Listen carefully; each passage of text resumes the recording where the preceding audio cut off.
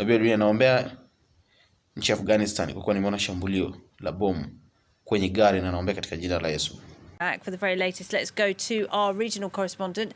Shazaib Wala is in Islamabad. And Shazaib, 2 deadly attacks carried out almost at the same time. What more can you tell us?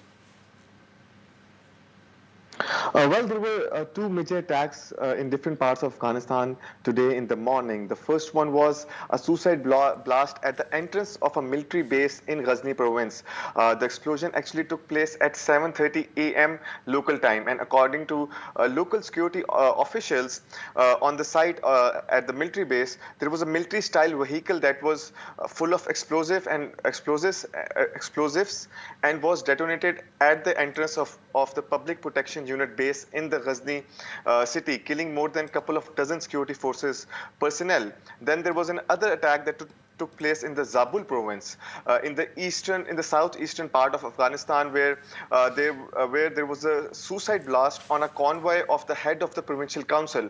The suicide bomber actually detonated himself on the roadside while the convoy of the provincial council head was passing by.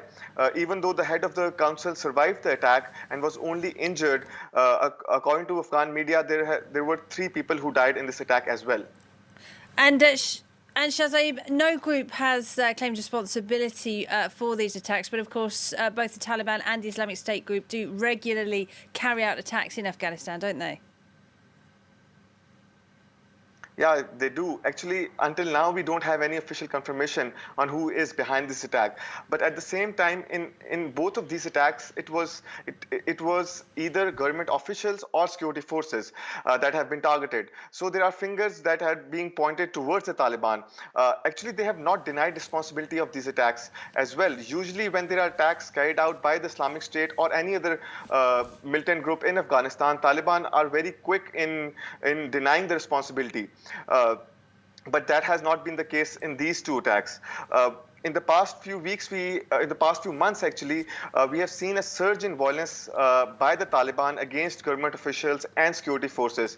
Even though the Taliban and the Afghan government's delegation have been sitting and negotiating peace in Doha, in Qatar, since September of this year, but negotiations are not moving forward as they should. As a result of that, on ground, there has been an increase in violence, and the Taliban are stepping up their offensives against the government forces. So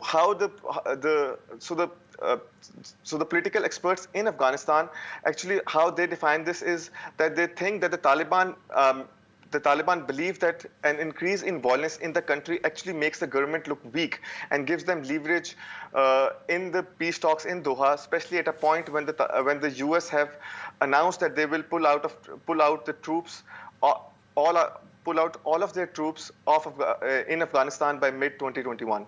Shazaib, thank you very much indeed. Shazaib Wala there in Islamabad.